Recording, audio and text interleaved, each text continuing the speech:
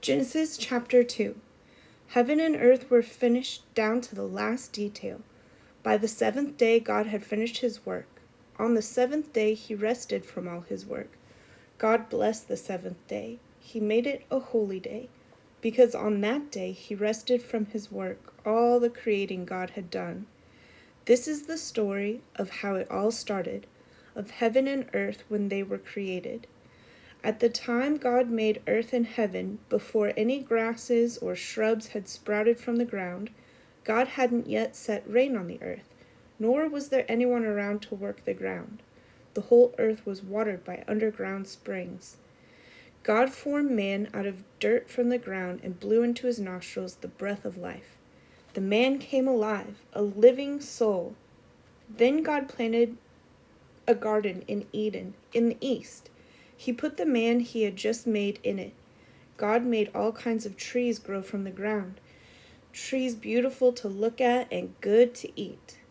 The tree of life was in the middle of the garden, also the tree of knowledge of good and evil. A river flows out of Eden to water the garden, and from there divides into 4 rivers. The first is named Pishon. It flows through Havilah where there is gold. The gold of this land is good. The land is also known for a sweet scented resin and the onyx stone. The second river is named Gihon. It flows through the land of Cush.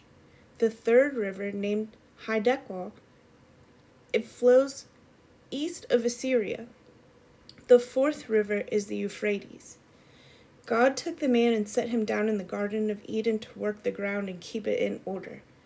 God commanded the man, "You can eat from any tree in the garden except the tree of knowledge of good and evil.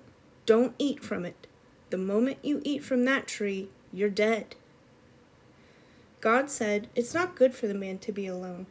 I'll make him a helper, a companion." So God formed from the dirt of the ground all the animals of the field and the birds in the air. He brought them to the man to see what he would name them. Whatever the man called each living creature, that was its name. The man named the cattle, named the birds of the air, named the wild animals, but he didn't find a suitable companion. God put the man into a deep sleep. As he slept, he removed one of his ribs and replaced it with flesh. God then used the rib that he had taken from the man to make woman and presented her to the man. The man said, "Finally, bone of my bone, flesh of my flesh, name her woman, for she was made of man." Therefore a man leaves his father and mother and embraces his wife. They become one flesh.